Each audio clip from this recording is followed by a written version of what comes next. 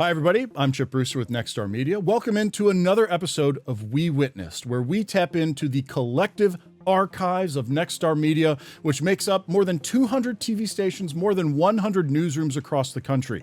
With those newsrooms come archives of major events that have happened locally, but had a national, if not international, impact.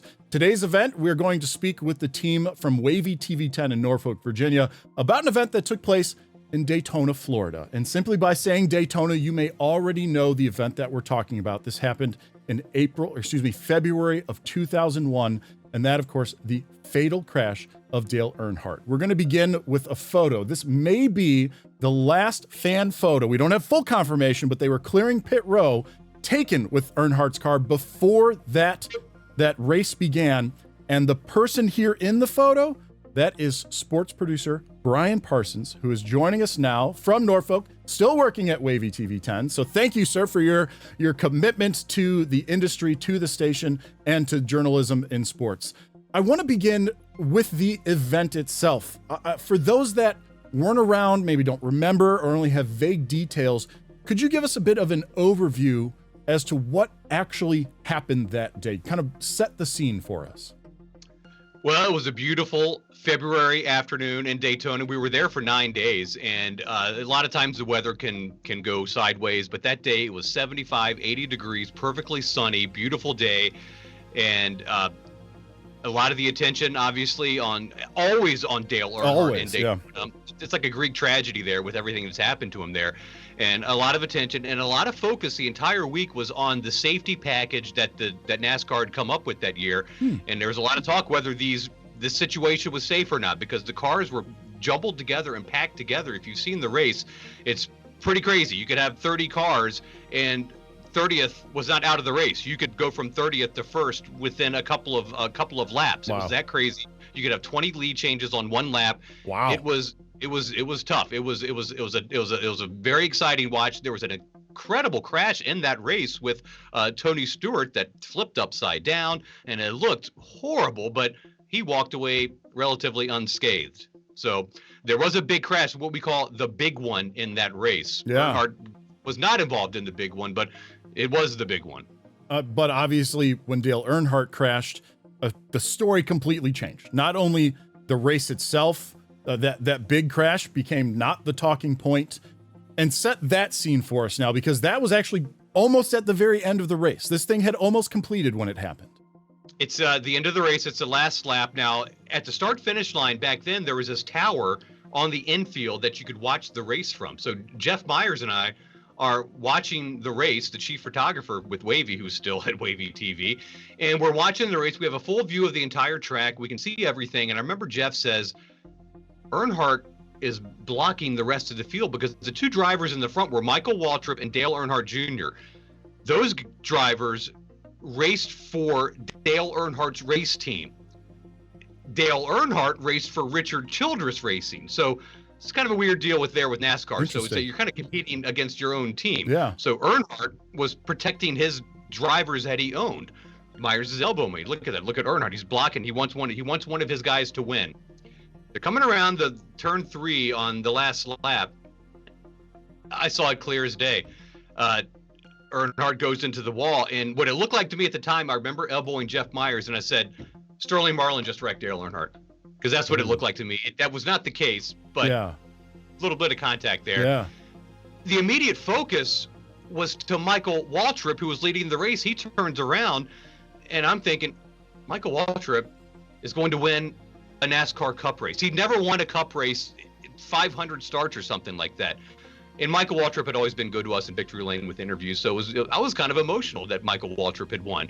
So at that point, it's okay, Michael Waltrip has won the race. We're not even thinking about the fact that Earnhardt wrecked. It didn't look that bad. Mm-hmm. And we go to Victory Lane. We're talking to other affiliates. I say, I think the Roanoke affiliate, I say, you guys go to the garage and get like the finishers. I'm going to stay in Victory Lane and get Waltrip, and we can trade the video. Again, a very emotional scene in Victory Lane. Michael Waltrip was so happy. He didn't know. And something weird was going on in the garage. The Roanoke guy said, hey, they closed the garage. They won't let us in. And I was like, that's odd. That doesn't usually happen. And We're focused on Michael Waltrip. We're focused on the winner of the race. Yeah, Earnhardt got into a crash, didn't finish the race, but we just figured it's Dale Earnhardt. He'll be okay. He's walked away from worse. And then word just started filtering around the garage. Bruce is working on his story. Bruce Rader, our sports director, is working on the story in the satellite truck. Remember those? And I said, Bruce, I'm going to walk outside, take a walk, get some fresh air. And there's a lot of fans milling around in the media compound. And I heard one fan say, man, I heard Earnhardt was seriously injured on that crash. And then I heard another fan say, I heard he was DOA. And I was like, man, you hear a lot of things, you know, especially back then, you know, pre-Twitter and things like that. So I'm walking to the guy, said, hey, Bruce, some fans just said they heard Earnhardt was dead on arrival. I don't think so. But I mean, and he says, well, we probably need to monitor this. I said, yes, you're right. And then at that point, that's when the word really started to filter around the garage that something bad had happened and that the media needs to be, and again, no official press release, no nothing, just the word was, hey, you guys need to be at the BennyCon press room, this little tiny press room that I'm sure has been just not even there anymore. So you've got to be at the BennyCon press room for this announcement. That's the BennyCon press room. That is it, right? We have a little bit. Blood in his airway, he had blood in the ears that we see with basilar skull fractures, but really no other external evidence of trauma, no. And other opportunities to answer questions as we get more answers. But his quote is that NASCAR has lost its greatest driver ever. What was it like in that room at that time when they announced, yes, he had passed as a result? It was simply confirmation, and the chilling moment for me was I'm in that press room with all of those people in there, and I'm looking over the shoulder, and it appeared to be the Associated Press writer, and the way these guys work, they've got kind of their framework of their story already laid out, and I looked over his shoulder and I saw the first paragraph, and it says 7-time Winston Cup champion Dale Earnhardt died on the final lap of the Daytona 500, and you kind of, at that point, we already kind of knew, but to see it in writing, and this guy's just waiting for Mike Helton to make the announcement so he can press send, so he can get to his people so they can distribute it. To see it in writing, an official writing like that, to see it, that was kind of a gut punch, and it was and then we had to pivot. Everything changed. Of course. The story changed. Bruce is down there, Bruce Rader. Not many NBC stations are still there. Bruce ends up doing live shots for stations all over the country all through the night. I honestly don't remember. I don't think we went back to the hotel that night. I think we slept at the track, or maybe we went back at like 7 a.m. and got a couple of hours and it was back to the streets and working again to get the reaction the next day. There's more press conferences. NBC Nightly News is there. That was the first time I ever saw a teleprompter in the field because NBC Nightly News was there with the network crew. It was it became the story, and it was without question the biggest story I'd ever been a part of. That right there is the entrance to the BennyCon press room. That is the gate that hundreds of media members were forced to stay behind until they let us in like a herd of cattle to go in there to get the official announcement from Mike. There he is smoking a cigarette as he's well, and let me bring in a little bit of Bruce Rader. We have some of the sound from one of the stand-ups that he did, just so we can again bring everyone back to that time and what you all covered. Good evening, everyone, and welcome back to the Daytona International Speedway, where it has been more than 24 hours since racing legend Dale Earnhardt passed away after a wreck on the final lap of yesterday's Daytona 500. Today, fans with an outpouring of emotion throughout the nation, while Earnhardt's family gathered at his mother's home in Kannapolis, North Carolina. Fans from all over brought gifts and flowers to venues here in Daytona, through North Carolina, to Hampton Roads. A candlelight vigil continues outside of Daytona, USA, more than 24 hours after the death of Dale Earnhardt. So that obviously the night after. Brian, I do appreciate you taking the time to join us to bring us into that day and everything that had happened. You mentioned Jeff, you mentioned Bruce. Actually, we're going to take a short break and talk to that other part of the team that was there that day. So those two will be here to give their own accounts for it. And again, I appreciate you taking the time to chat with us and set it all up. Thank you, Chip. Thanks for having me. We'll be right back.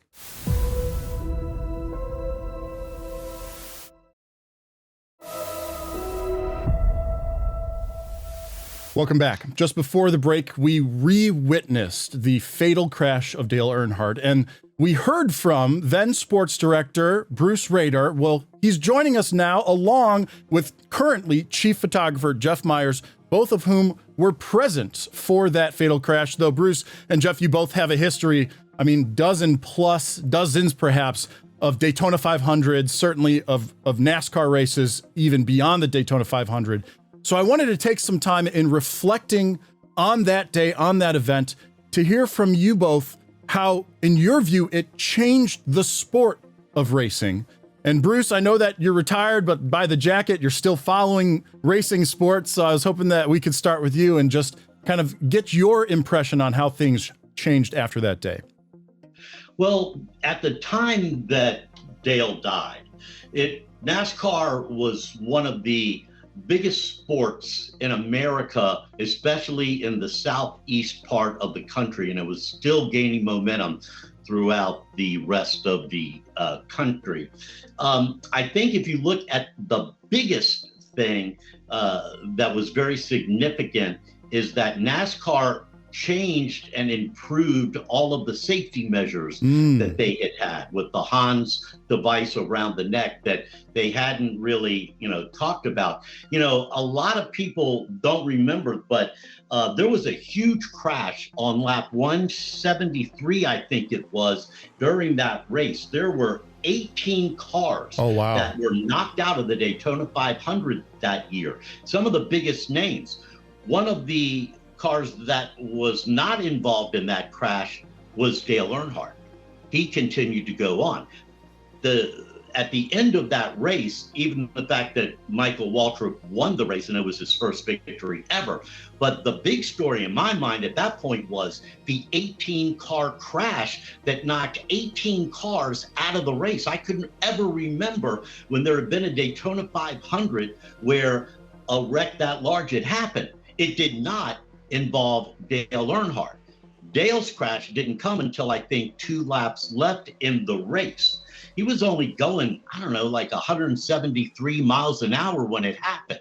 And so when he hit the wall, no one thought that it would be anywhere close to a fatal injury.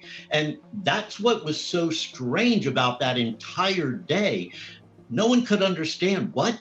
Dale Earnhardt died. He wasn't even in the big crash, and the crash he was in was a single car crash, and it didn't seem to be that bad. And now the safety measures within the cars themselves, I find it still a bit ironic because a lot of people look for the crash. Like that's the excitement to them within the race itself. And yet to this day, that's still the case, even though we've had big injuries and fatalities as the one we're discussing. What about the atmosphere in that regard? What about how fans supported the sport and perhaps did that feeling lessen in your mind, in your experience of people almost cheering for a crash? I think Jeff can attest to that because he was out with the people during all these races, shooting in the pits and in the garage and in the stands. Jeff? Well, the Dale Earnhardt car was a very popular car, obviously. The flags in the infield and everybody wanted a picture with Dale Earnhardt and his car. And the day of the crash, I was up in the photo tower, and the final lap of the race, I was concentrating on the 4th turn, pick the lead pack up as they came across the finish line. And when Dale had his accident, it was right before the 3rd turn. And it was just like a little bit of smoke. It was like Bruce said, a 2-car accident. And it really did not appear to be that bad. So when the race was over, typically we all run down to Victory Lane and do our interviews of the winner, and it was Michael Waltrip, of course. And we figured we'd get the interview with Michael Waltrip, and then we would wait and go back in the garage and get Dale Earnhardt, bummed out again because he didn't cross the finish line. A couple of years before, he ran over a lug nut and blew a tire and didn't get a chance to win it.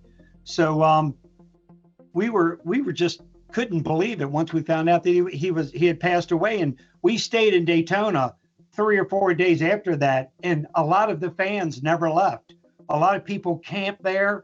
They stayed in hotels and stuff, and they didn't leave. They stayed, and came back to a little makeshift memorial that you see in the video here, just paying their tributes to Dale Earnhardt. And Jeff, it was very puzzling in that victory lane chip, because what happened is that Michael Waltrip, who was one of Dale Earnhardt's best friends, had won his first ever Daytona 500. And I truly believe that Michael was looking around, wondering why his best friend hadn't taken a moment to come into victory lane and congratulate him. And I remember we were all in victory lane, and I noticed that someone had gone up to Michael and they sat down on like the ledge of victory lane, and the whoever it was, and I don't remember who it was, but was telling Michael something. At that time, Michael didn't know that Dale had died. I think that the conversation was, we just want to let you know that Dale was in a crash and they've taken him to the hospital. And at that point, the celebration in victory lane ended, and Michael left and went back to his trailer and didn't find out till he was at his trailer that Dale had died. Wow. Now, from a news perspective, you're both there, you're covering this event like every other event that you've covered before. But unlike other times people have died doing something, especially something that they love, this is one that is being broadcast, that is being recorded, that is being witnessed. Was there a change for either of you after you learned that it was a fatal crash, that, oh wow, like you watched it, you covered it, you recorded it? Well, Jeff was right there in the middle of everything. But the thing that I remember is the disbelief. I was in the satellite truck and I was looking at the video of that great big crash that had happened earlier in the race. And I was writing my story as Michael Waltrip won his first Daytona 500, but the big story was the big crash. Yeah. And I believe that it was Brian who walked in to the satellite truck where I was editing, and he said, hey, there is a rumor that Dale Earnhardt died from that crash. And I looked at Brian and I said, you gotta be kidding me, man. I've been to a lot of races. There is no possible way that Dale Earnhardt died because of that little crash. And Brian said, well, that's what the rumor is. And I said, well, you know what, Brian? Come back and tell me when it's not a rumor anymore. 5 minutes later, he walked into the satellite truck and said, it's not a rumor. Wow. And a lot of the media was what usually people are kind of caught up in the celebration, the fans interviewing people, what a great time they had at the Daytona 500. But everybody was walking around. There's just a melancholy feeling around pit row, around the infield, even the vendors. It was just like people were like, they heard it, but they can't believe it. And they were almost just like walking around in shock that something like this happened to, the most popular NASCAR driver. And it was just, people were just basically in disbelief, crying, praying. They just were hoping what they found out was not true, but in fact it was. And Jeff, you touched on the next question I was going to ask, was that the fact it was Dale Earnhardt. We heard in that sound break before the break that he was NASCAR.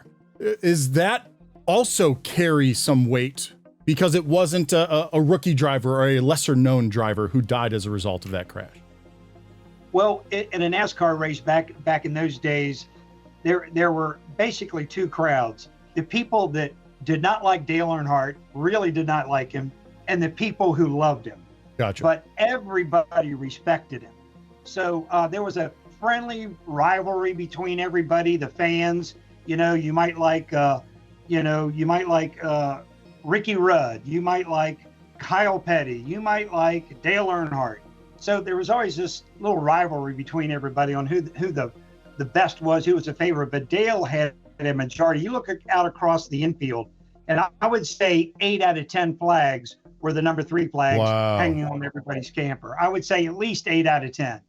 And we always thought, where is everyone else's flags? Where are all the other fans? Most of them were Dale Earnhardt. And like I said, you either loved him or hated him, but everyone respected him. And, it's just the way it was. And when this happened, the people that liked him or he wasn't their favorite driver, they were basically just in shock, and they were basically speechless.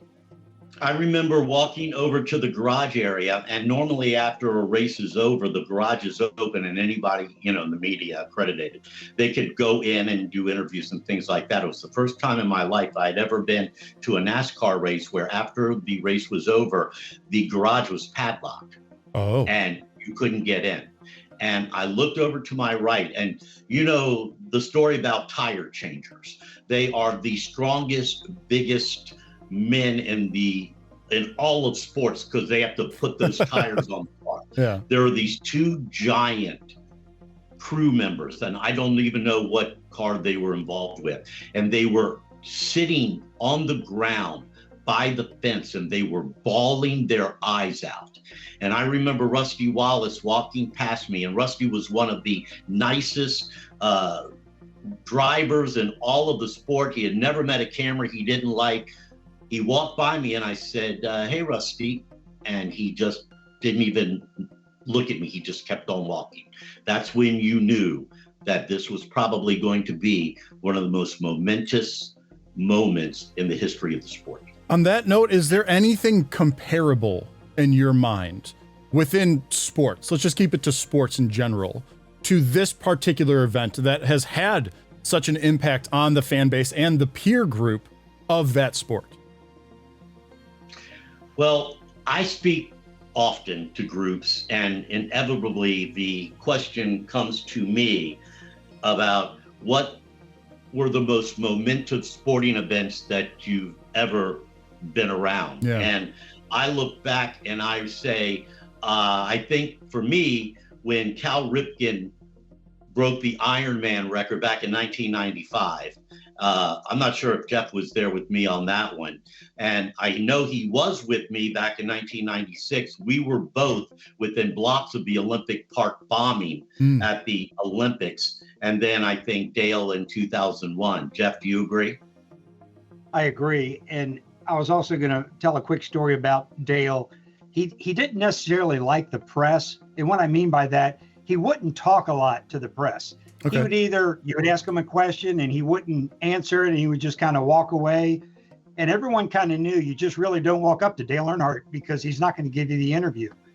So one day, me and my reporter, we were walking through the garage area, and here comes Dale Earnhardt. So I said, let's give it a shot. I'm going to roll, see what you can get.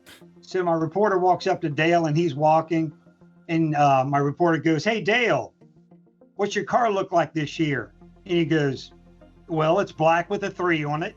And he just kind of smirked a little bit.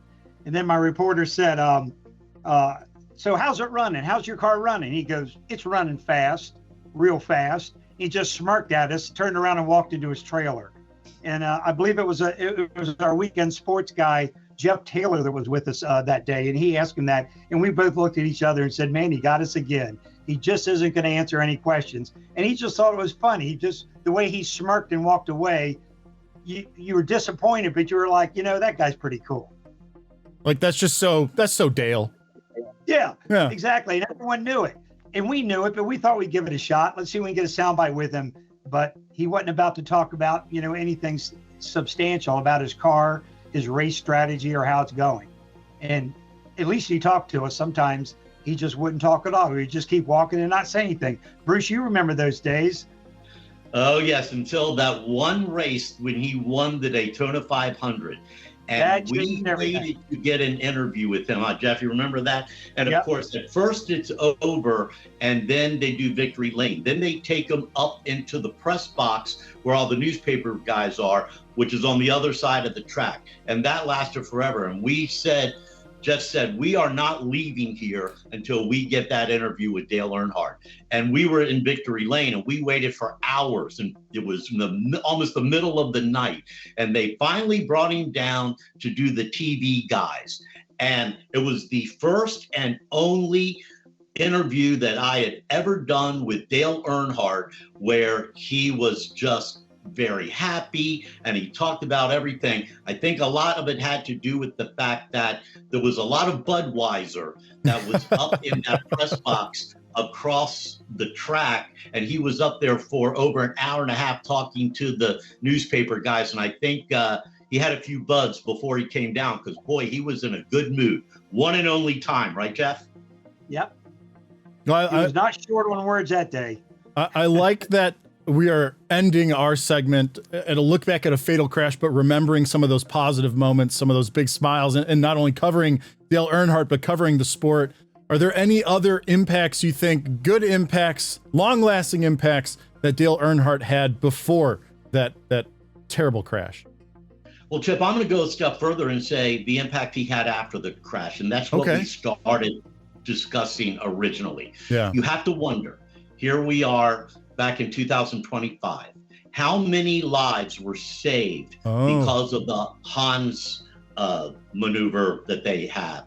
How many drivers on so many levels have not been seriously injured? I mean, even just the bottom level of car racing. Yeah. If Dale Earnhardt left a legacy other than his driving and his family, the legacy again that he left was because of that accident and because he lost his life.